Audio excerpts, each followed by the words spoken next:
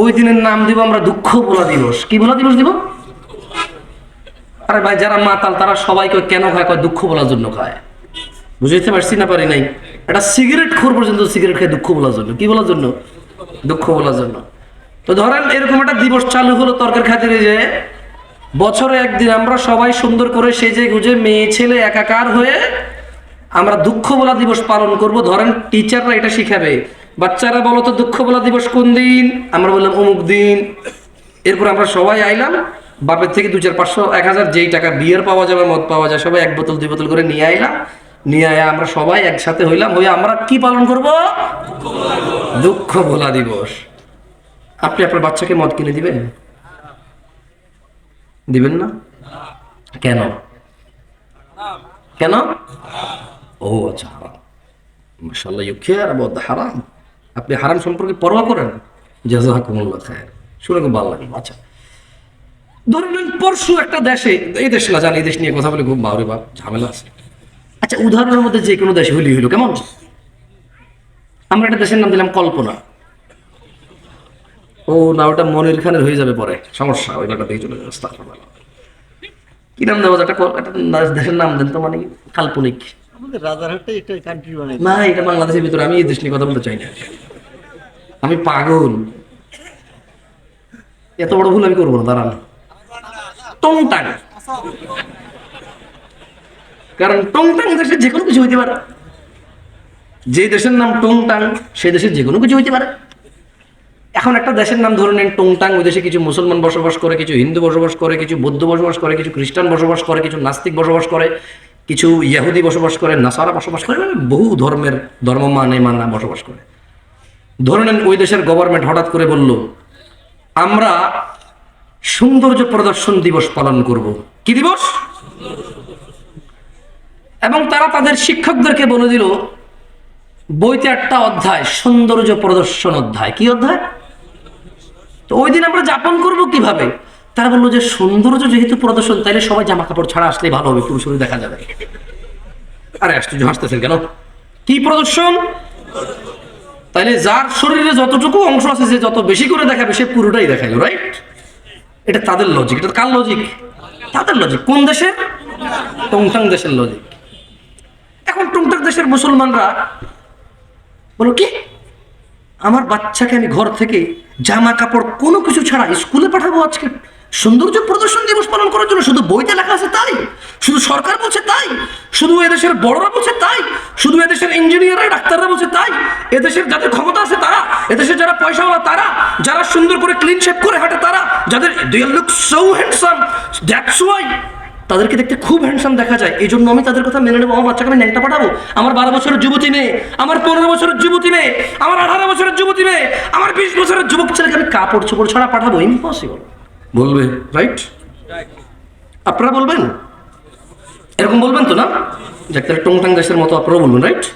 আচ্ছা, এরপরে ধরেন কিছুদিন পরে দিবস একটা আসবে, দুঃখ বলা দিবস। টংটাং দেশে কি বলা দিবস আসবে? ওই দিন বইতে এরকম লেখা থাকবে, স্যাররা শিখাবে, শোনো, জানে নাও, বুঝে নাও, এরকম একটা দিন আসছে, অমুক দিন অমুক অমুক কিছু করছে, সে যেহেতু চলে গেছে, তাহলে আমরা প্রচুর দুঃখ পাই তার জন্য। আমরা কি করবো? আমরা কি মদ খাবো? কি খাবো আজকে? টংটাং দেশ যে কোনো কিছু হইতে পারে ভাই।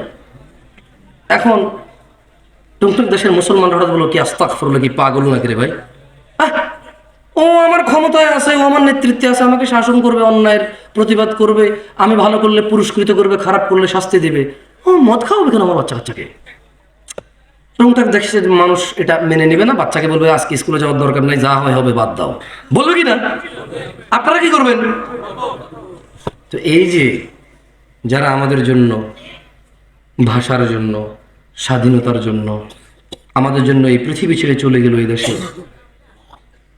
এই দেশ থেকে তারা সুন্দরী স্ত্রী, ছোট ছোট বাচ্চা কাচ্চা কোলে ছিল, বৃদ্ধ বাবা মা ছিল তাদেরও, তারাই হয়তো পরিবারের একমাত্র উপার্জনকারী ছিল। ওর স্ত্রীর গর্ভে একটা 9 মাসের বাচ্চা ছিল। ও বেচারা ভাষার জন্য হোক, স্বাধীনতার জন্য হোক, ওর স্ত্রী সন্তানের ইজ্জত রক্ষার জন্য হোক, আর পরাধীনতায় বিরক্ত হয়ে নিজের পরবর্তী প্রজন্মকে স্বাধীন একটা রাষ্ট্রে দিয়ে স্বাধীনতা দিয়ে যাওয়ার জন্য হোক, ও বেচারা লড়াই করতে চলে গিয়ে জীবন দিয়ে দিল। ওর বাচ্চাটা ভূমিষ্ঠ হলো ইয়েতিম হয়ে। ওর বাচ্চাটা পৃথিবীতে আসার আগে ইয়েতিম হয়েছে, ও জীবন বিলিয়ে দিল।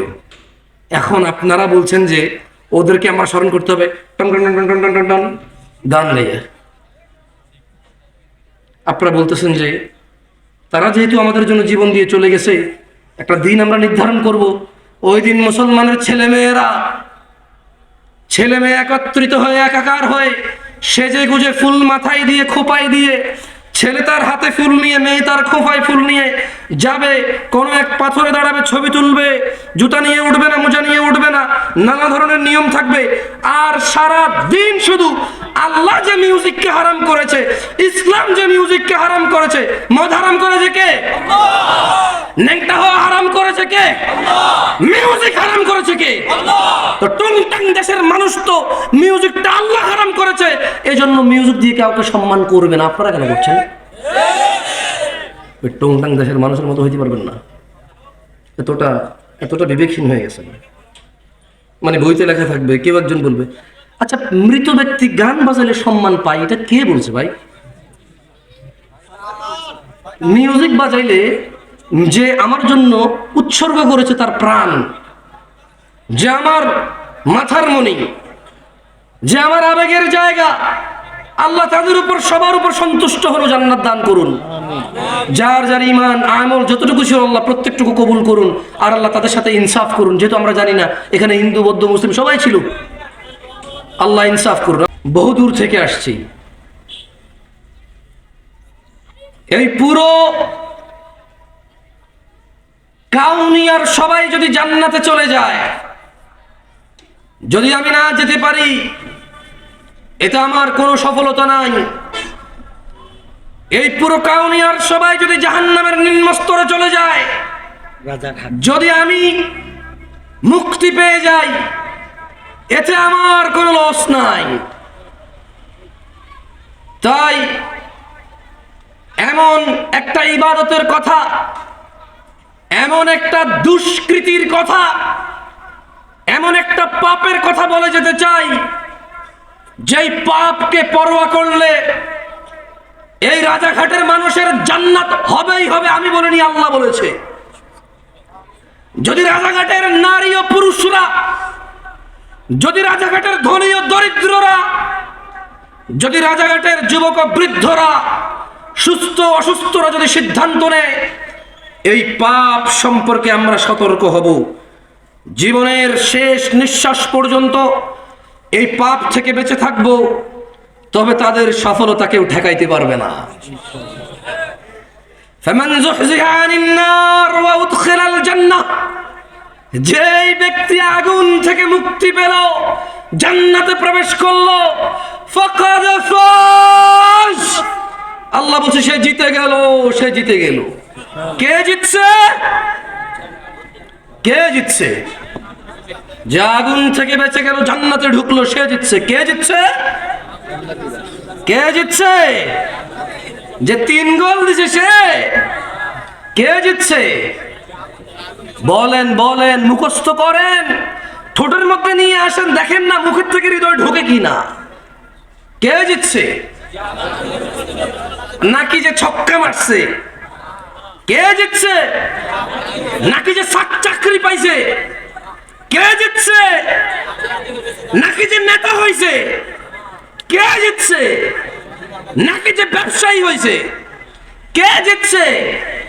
যার বাপের 20 বিঘা জমি সে, নাকি যে আগুন থেকে মুক্তি পাইছে? সফলতা আল্লাহর কাছে জান্নাত ছাড়া আর কিচ্ছু না। এই পৃথিবীতে এমন কিছু নেই যেটা পেলে আল্লাহ মানুষকে সফল বলেছে। আল্লাহ বলেছে যে আগুন থেকে রেহাই পেল, জান্নাতে প্রবেশ করলো, ফাকাদ ফাজ, সে জিতে গেল। তো ইয়া আল্লাহ, সে কত গোলে জিতলো, কত রানে জিতলো? আল্লাহ ফাজা ফাউজান আযীমা, আল্লাহু আকবার। সে পৃথিবীতে যত শ্রেষ্ঠ, এই মানুষের জন্য যত শ্রেষ্ঠ কিছু আছে সবচাইতে বড়টা জিতছে সে। এর চেয়ে আর কিছু বড় নেই। লুকমান হাকিম বলেছিল, আল্লাহ মুহাম্মদ সাল্লাল্লাহু আলাইহি সাল্লামকে বলতেছেন, ওয়াইদ ক্বালা লুকমান, আল্লাহ বলল যে আর স্মরণ করুন যখন লুকমান বলেছিল তার পুত্রকে, ইয়া বুনাই ওয়া হুয়া ইয়ালিবনি, তার পুত্রকে যখন সে বলেছিল ওয়া হুয়া ইয়াইদুহু, ওয়াজ করতেছিল। কি করতেছিল? কি করতেছিল? আমি কি করতেছি এখানে আজকে? গত বছর এখানে কি হয়েছে? এর আগের বছর যত হুজুর আসে কি করে এখানে? যত শ্রোতা আছে কি শুনে এখানে? ওয়াজ শোনে। লোকমান হাকিম তার ছেলেকে ওয়াজ করছে। এদেশের বাপেরা হুজুর নিয়ে এসে ছেলেকে ওয়াজ শোনায়, নিজেরা ওয়াজ করে না। যেদিন বাপ তার ছেলেকে ওয়াজ করবে, স্বামী তার স্ত্রীকে, দাদা তার নাতিকে, নাতি তার দাদাকে, মা তার মেয়েকে, বাপ তার মেয়েকে, চাচা তার ভাতিজিকে, মামা তার ভাগ্নিকে, ভাগিনাকে, পাড়া প্রতিবেশী তার পাড়া প্রতিবেশীকে যেদিন ওয়াজ করবে, সেই দিন ওই একটা ইসলামের বিধানকে প্রস্তুত করার জন্য দু চারটা সুন্নতকে ছোট করা লাগবে না। সেদিন সবাই জেনে যাবে। কেমন? লুকমান, স্মরণ করুন লুকমান লিবনি, তার ছেলেকে ওয়াজ করছিল। ওয়াহুয়া ইয়াইদু, ওয়াহুয়া ইয়াইদু, তার ছেলেকে সে ওয়াজ করছিল কি? ইয়া বুনাই, ও আমার আদরের ছেলে, লা তুশরিক বিল্লাহ, তুমি আল্লাহর সাথে শরীক করিও না। ইন্না শিরকা লা যুলমুন আযীম, হে আমার ছেলে, শিরক পৃথিবীর যত অপরাধ উপস্থিত আছে সবচেয়ে বড় অপরাধ। এখন প্রশ্ন হতে পারে, 1000 লিটার মদ খেলে আর শিরিক করলে কোনটা বড় অপরাধ?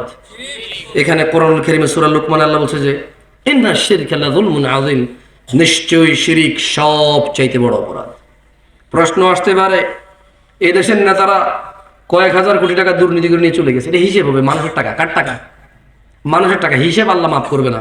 যার টাকা মারছে তারা মাফ করবে তারা। যদি তারা মাফ না করে তাহলে তাদেরকে নেকি দিয়ে দিতে হবে। যদি ওই লোকের কাছে, নেতার কাছে আর নেকি নাই, তবে এই দেশের নেতাদের কাছে বহু নেকি আছে। বলেন তো কেন? এই মসজিদ মাদ্রাসার লোকেরা নেতার কাছে যায় 2 লাখ টাকার জন্য দাঁড়ায় থাকে। ওর বাপ কি করতে রে তুই যে 2 লাখ টাকার জন্য গেলি? ও কোত্থেকে টাকা আনবে? এই ওর বাপ কি করতো? আমি চিনি না ওর বাপেরে। ও নিজে কি করতো? এই মসজিদে 1 লাখ, ওই মাদ্রাসায় 2 লাখ, ওই স্কুলে 5 লাখ, ওই এতিমখানায় মেয়ের বিয়েতে 10 লাখ আনি করতে রে টাকা। ওর বাপের কয় বিঘে জমি ছিল রে? ও কি ব্যবসা করে? কত ব্যবসার নাম কি? ওর কাছে যায় দাঁড়ায় দেবো টাকার জন্য? তো টাকা যেহেতু দিচ্ছে, যেখান থেকেই আনে, যেহেতু টাকা দিচ্ছে, এ ভাই আমি আওয়ামী লীগ বিএনপি বলছি না ভাই, চোর বদলানোর কথা আমি বলি না, কি বদলানোর কথা আমি বলি না। আমার কথা হচ্ছে যে শাসকে শাসনে আছে, আল্লাহ তার মধ্যে যত কল্যাণ আছে তা আমাকে গ্রহণ করা তৌফিক দিক। তার ভিতর যত অনিষ্টতা আছে আল্লাহ তা থেকে আশ্রয় দিক। আমি তার সাথে পাঙ্গা ঝামেলা যেতে চাই না। তার ভিতরের ভালোটাকে ব্যবহার করে সমাজকে সুন্দর করতে চাই, তাকে সংশোধন করতে চাই, তাকে বদলাতে চাই না। কি করতে চাই না? বদলাতে চাই না। কারণ আমি নামই জানি না তাকে বদলায় কাকে নিয়ে আসবো। সবাই চোর। ঠিক আছে? তো সংশোধন লাগবে, বদলানো লাগবে না। কি লাগবে না?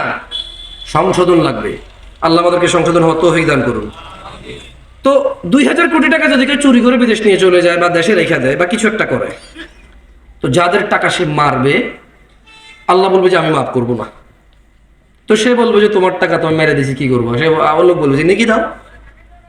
তো এখন এই যে মসজিদে 2 লাখ দেয়, মাদ্রাসায় 2 লাখ দেয়, এতিম বাচ্চাদের বিয়ে করা, দেখলো ভালো কাজ নাকি খারাপ কাজ? পাহাড় সমান নেকি থাকবে না তার কাছে, কারণ সে প্রচুর দান করে। কি করে? ও এখানে আরেকটা কথা বলা ভালো, যদি সুনামের জন্য, দানবীর জন্য দান করে তাহলে নেকি ওটাই নাই, ওটা রিয়ে হয়ে উল্টো ওটা একটা গুনায় পরিণত হবে। কেমন? আর যদি মন মানসিকতা ভালো হয়, একটু মন নরম, ভালো মন মানসিকতা, একটা এতিম বাচ্চা বিয়ে করে দিচ্ছে, যা যাক কিছু টাকা দাও হয়ে যাক। অথচ টাকাটা কিন্তু সে চুরি করে, ডাকাতি করে, বদমাইশি করে, কিছু হালাল আছে কিছু হারাম আছে মিশ্রিত। কেমন? কিছু হালাল কিছু, ওটা সরি নেতা বলবো না, ওটা ব্যবসায়ীরাও করে। 2 নাম্বার 4 নাম্বার 6 নাম্বার মালামাল বিক্রি করে করে নাকি করে না? গ্রামের মোড়লে করে, ওটা কিন্তু নেতা না। আপন বড় ভাইয়ে করে, রাস্তার জমি নিজে নিয়ে ছোট ভাইকে ওই পিসের জমি দিয়ে দেয়। বোনের সাথে ভাইয়ে করে। তো আমি আসলে শুধু নেতা বলবো না, আমি আসলে আমরা মানুষ, এই সমাজের মানুষগুলো আমরা খারাপ। ভাই হিসেবে ভাইয়ের সাথে খারাপ, ভাই হিসেবে বোনের সাথে খারাপ, ছেলে হিসেবে বাপের সাথে খারাপ, নেতা হিসেবে সমাজবাসীর সাথে খারাপ, ব্যবসা হিসেবে কাস্টমারের সাথে খারাপ, স্বামী হিসেবে স্ত্রীর সাথে খারাপ, বাপ হিসেবে ছেলের সাথে খারাপ। এটা হচ্ছে আমাদের স্বভাব। বুঝে আসছে? তো আসলে কোনো একটা লোককে এভাবে দোষ, মানে নেতা হয়েছে এই জন্য দোষ, এটা না। আসলে আমাদের স্বভাবগত জাতি, দেশের মানুষের আমরাই খারাপ। বুঝে আসছে না আসলে আপনারা? তো এখন ইন্না শিরকা লা যুলমুন আযীম, লুকমান বলছে যে ছেলে তুমি আল্লাহর সাথে শিরিক করিও না। কেন? বললো যে শিরিক সবচেয়ে পৃথিবীর বড় অপরাধ। তো এখন যদি আপনি প্রশ্ন করেন কত বড় অপরাধ, 1,00,000 কোটি টাকা যদি মারা দেওয়া হয়, এটা কিয়ামতে আল্লাহ মাফ না করলে, এ হলো চোর যে টাকা মারছে, এ হলো যার সম্পদ তারা বা সে একক বা তারা অধিক, এর যত নেকি আছে একে দিতে হবে। দিতে দিতে আর নেকি নেই, কিন্তু লোক বাকি আছে। এখন এই পৃথিবীতে এমন একটা মানুষ আছে যার গুনাহ নাই? আছে? একটা মানুষ কি পাওয়া যাবে যার গুনাহ নাই? তো এখন এই যে ওই যে চোর বাটপার অন্যের হক মাইরা খাইছে, এর কাছে আর নেকি নাই, এখন লোক বাকি আছে যাদের হক এর কাছে রয়ে গেছে, এদের গুনাহগুলো সব এর কাছে আসবে। ইন্না লিল্লাহি ওয়া ইন্না ইলাইহি রাজিউন। সেই নেকির পাহাড় নিয়ে এসে মানুষ সবার গুনাহ নিয়ে গুনার পাহাড় নিয়ে যাবে। এবারে আসেন, এরপরে কি হবে? এর সমস্ত নেকি শেষ, সব মানুষের গুনাহ এর কাছে চলে আসছে, এইবার কি হবে ওর? এটা প্রশ্ন থাকতে পারে না? ধরেন ওর শিরিক করে নাই, কি করে নাই? কি করে নাই? আল্লাহ বলছে যে ইয়াগফিরু লিমান ইয়াশা, যাকে খুশি মাফ করে দেবে। বুঝাইতে পারি নাই কি বলছে আল্লাহ? আরে ভাই, চোরদেরকে উৎসাহিত করতেছি না, ভুল বুঝিয়েন না আপনারা। আবার অধিকাংশ চোরই মুশরিক বেনামাজি, অধিকাংশ চোর মুশরিক বেনামাজি, অধিকাংশ চোর ডাকাত আল্লাহকে অস্বীকারী। আচ্ছা, একটা কথা বলি আপনাকে, মাশাআল্লাহ আপনারা ঠান্ডা চুপ আছেন, একটু মনোযোগ দিয়ে শোনেন। জানা করা কি? ন্যাংটা থাকা কি? ন্যাংটা থাকা কি? আরে আমি নাচতে আমরা জোর করুন।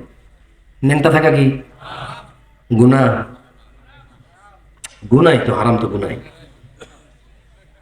শরম না? শরম না? শুকুর খাওয়া কি?